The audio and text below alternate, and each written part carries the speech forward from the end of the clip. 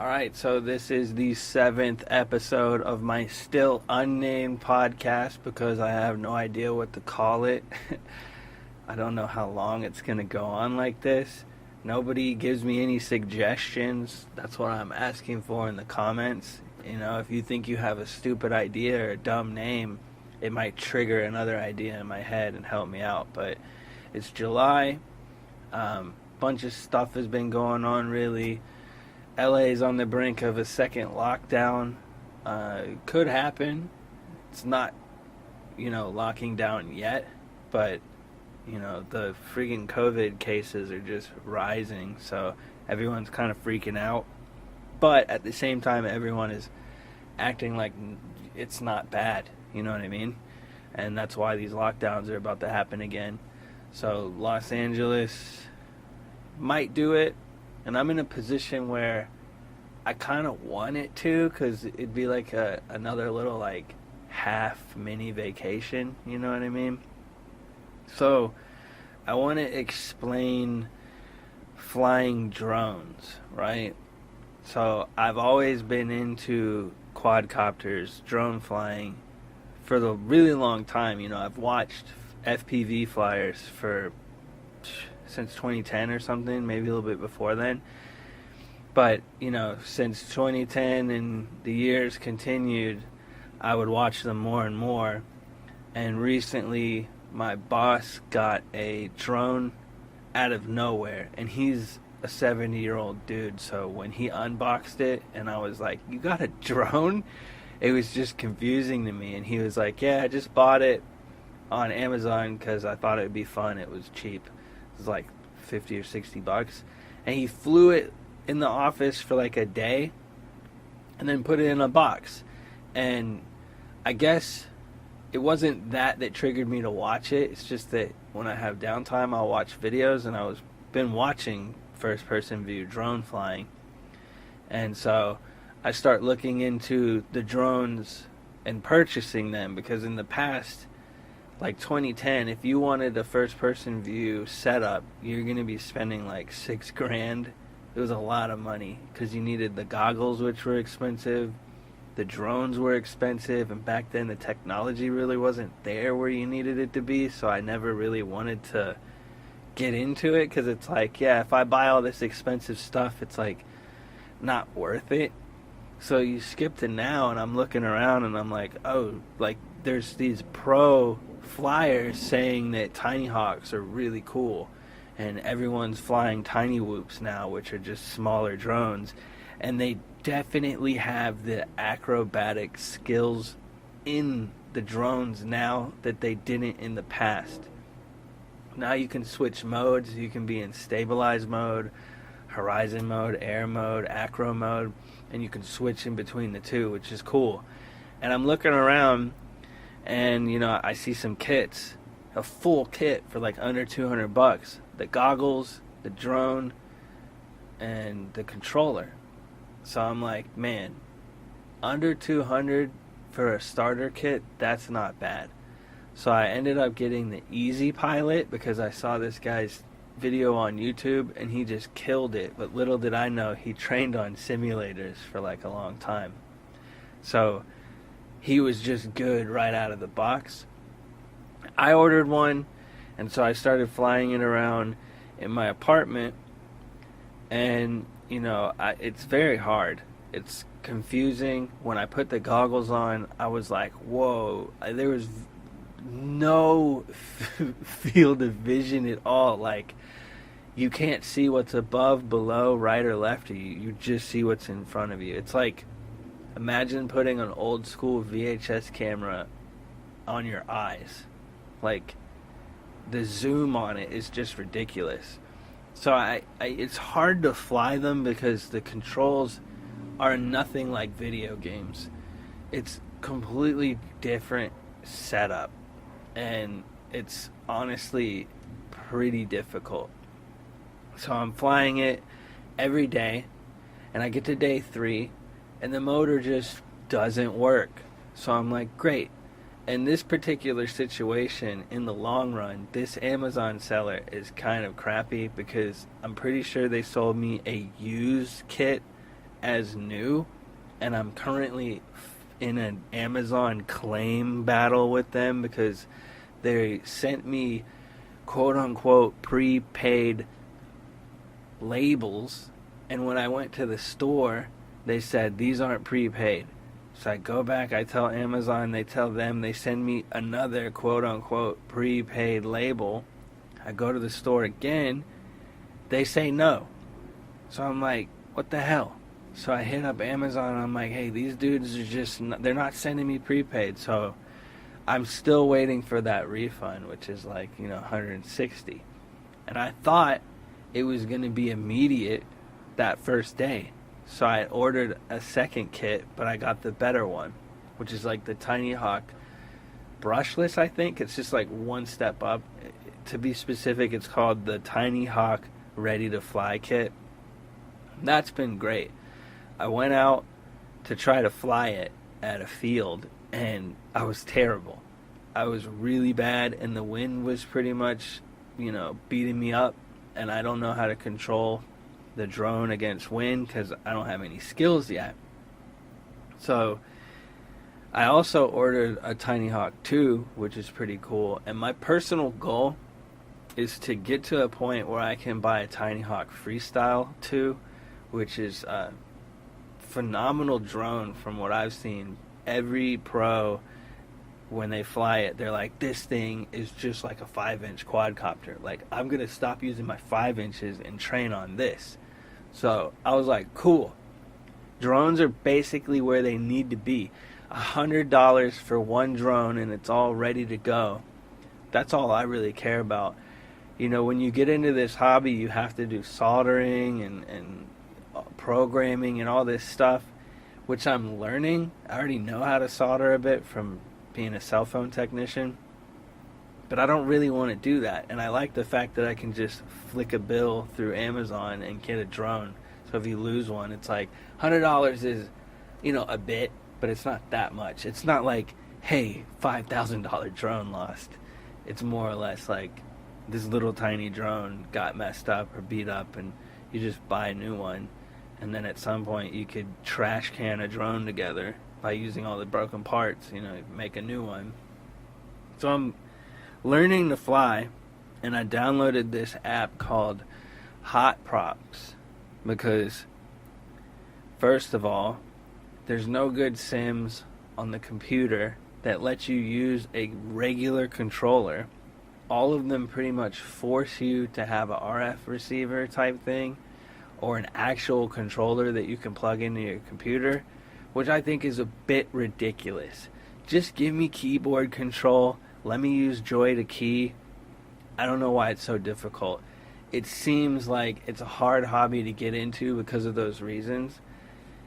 And I couldn't use Liftoff, which looks like a really good game, but for whatever reason, they require you to use the most top-notch gear of hardware for your computer, which again is like, why are you guys doing this? I don't care if the graphics were N64. I'm just trying to get on this thing to train. And I've had no luck. I personally bought Drone Racing League, but I wasn't able to use it because, again, they don't support keyboards and they don't support normal controllers. You have to buy a real controller. So I've been using this app called Hot Props, and it's the best drone app I've found, and it's free. It has one free level. It's not the best game, but when I first got into it, I was terrible, dude. I was crashing every 10 to 20 seconds. I couldn't keep the drone up. Even in the video game, there's no wind. There's none of that. It's just really weird, the controls. But after a week, I was doing barrel rolls through gaps, front flip through gaps, tree dives, split S's. I'm not really too familiar about all the trick names, but I dove through the tower in hot props, which is, I didn't think I'd ever be able to do that. I ended up backflipping a gap, which again, I didn't think I'd ever be able to do that. And after a week of playing hot props, I started saving clips of it. And I was like, man, I'm going to make an edit. So I don't know when I'm going to put the edit out, but I've been collecting like little tricks in the game. And I'll probably still play the app since at work I can't have a controller and I can't play a full-on video game on the computer. So I'll probably mess with it. I've been slowly upping my rates, which is cool because that means I'm getting better. I'm needing more control and more flingy movement so I can do what I want. If you want to get into drones, I'd say check out Hot Props. It's on Android and it's free. It's pretty cool. And you can go into the settings and change the rates and a lot of stuff. So even gravity. Most of the apps, there's 3 other apps that I have, but they're not as good as Hot Props. They're like super floaty, or when you crash, you have to like reset the camera before you fly it, which is not a big deal, but it's annoying. Some of them you can't really even flip in it. Like one lets you front flip and back flip, but doesn't let you barrel roll, which is like, hey, come on. I guess that's the auto stabilization in the game doing it, so where you can't roll around and stuff. And I want full acro mode. Another thing that's cool about Hot Props is it's just acro mode. So I've been learning in acro, which is nice. So that means when I finally jump on an actual drone, I should be good. Now I've only flown my drone once in the field, and I didn't want to lose it, and I didn't want to mess it up. So I told myself, I'm like 160 in the hole, money-wise. I'm going to practice on sims until I'm pretty decent, and then I'll do the drone. So today, actually, I got a light radio too, which should plug into my computer and let me use the sims on the PC. And I'm going to train for like a week or 2, maybe 2 weeks straight. And I'm going to stream a lot of this. I'm probably going to stream every time I play the drone game.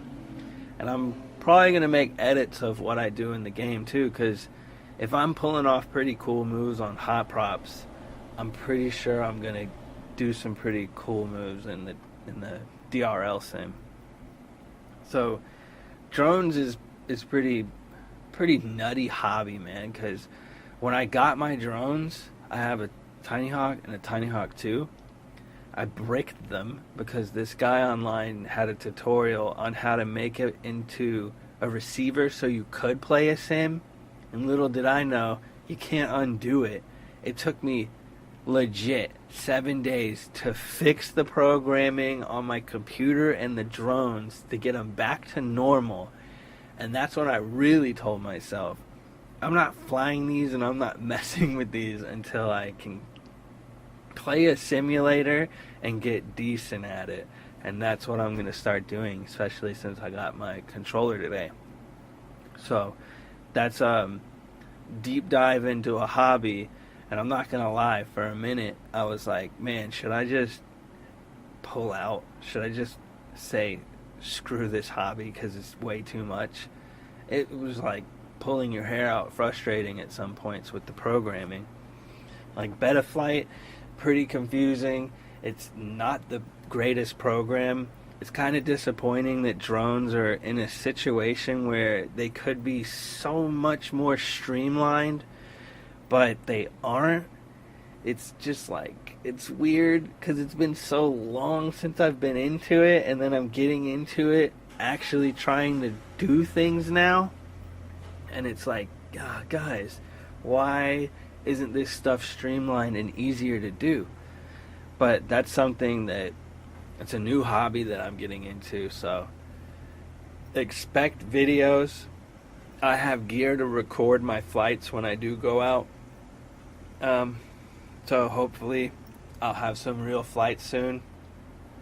Not sure when I'll drop the sim edits, because I'd rather post the actual flight and then post sim edits later. Just, I don't know, that's me being OCD. So let's skip from that subject to Papercraft. Papercraft, I just put out the Papercraft Kendama video and the instructional video, and I think that's how I'm going to start posting them. So the first upload will be the edit alone, and then the second upload will be the entire instructional video. And papercrafting isn't too hard to make the toys. unless I have to tweak the design, like I printed it and it didn't work out as easy as I thought, or I need to change something, that process in itself is like not too difficult. The hard part is editing, because I have to get everything computer-wise situated, as in the presentation is complete. Like, the presentation is complete, the files are all organized, I have the previous versions all organized, and they're ready to put online.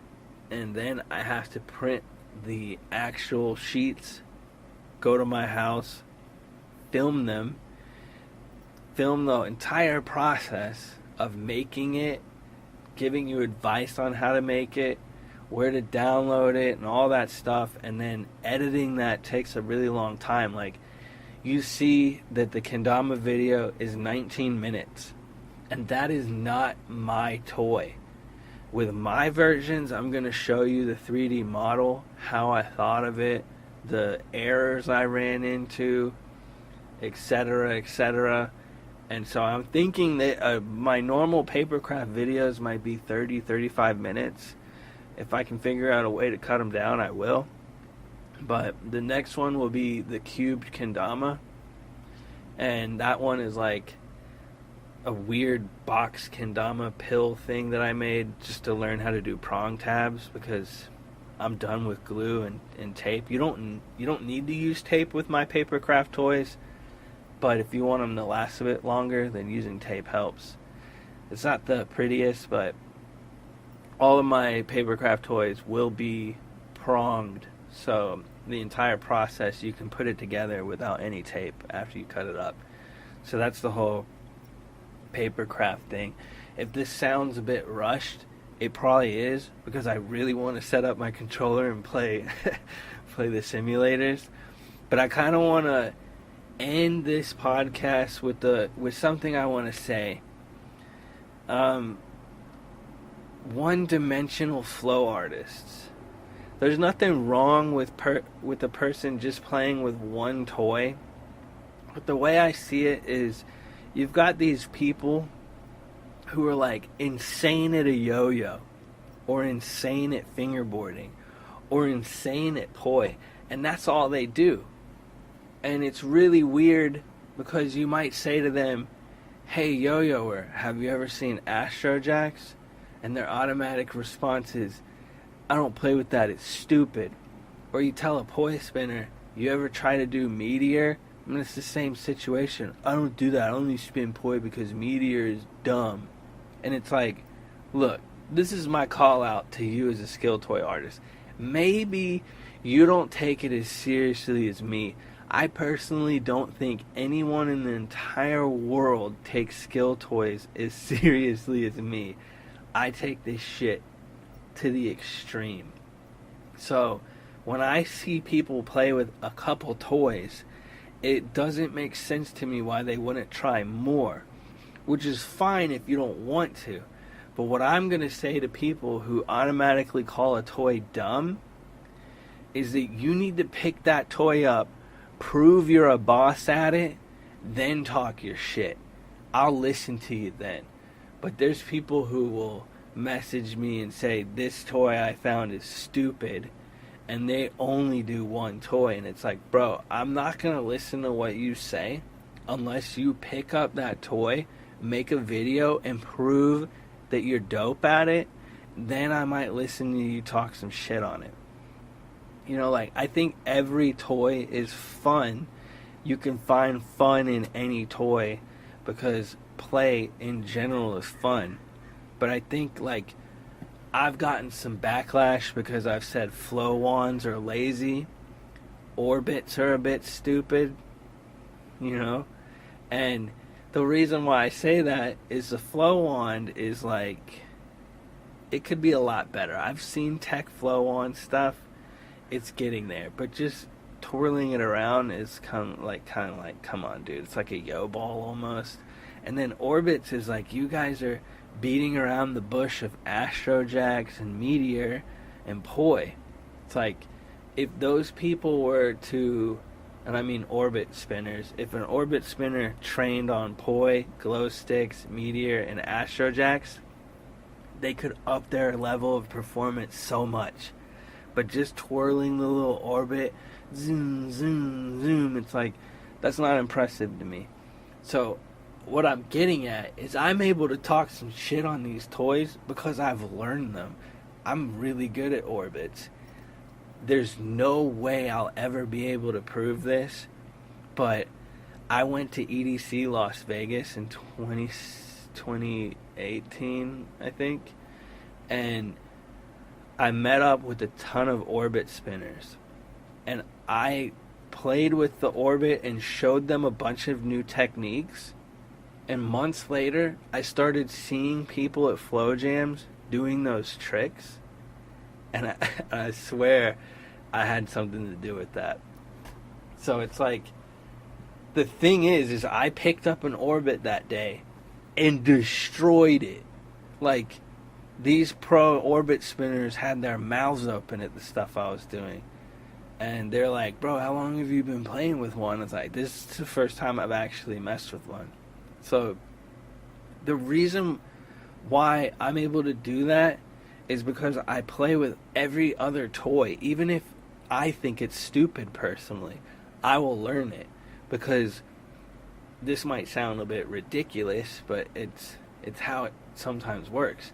You learn how to hula hoop, and the hula hoop and the tricks and the perspective you have while you're a hula hooper might somehow translate to a fingerboard trick. You never know. And it's things like, I'll ask myself, why did I spend 4 years learning the pill, the kendama pill? Why did I spend so long learning that when I don't really play with it and make edits? And it's one of those things where I was doing that because now I can do hollow. And all those years of training on pill just made me so much better at the hollow toy, which is the kendama toy I put out. And that's like a good example. It's like, why did I learn Beglieri? Why did I go so hardcore on Beglieri and now I don't really do it as much? Well, Halo. Like, all those Beglieri skills, the moment I got a Halo, boom, it was on. So what I'm saying is, try other toys. Even if you hate them, try them, because it'll make you better at the one you want to be best at. That's, I guess, all I have to say. This feels like I've been kind of ranting for 20 minutes. If you heard this all the way through, I don't know what to say. Just comment. Just leave me a comment. It really does help if you guys comment on this video, but also any video you watch. If you watch one of my old videos or a new video and there's a specific part you like, whatever, comment and tell me, because that lets me know what's what's being watched.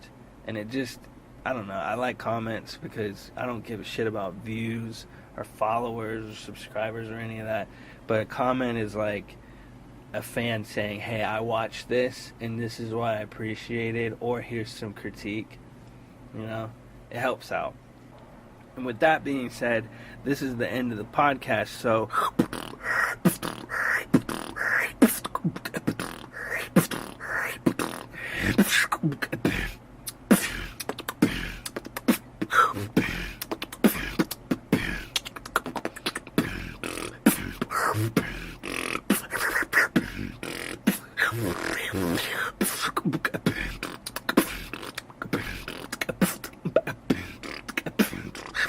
I messed up a little bit right there. Wow.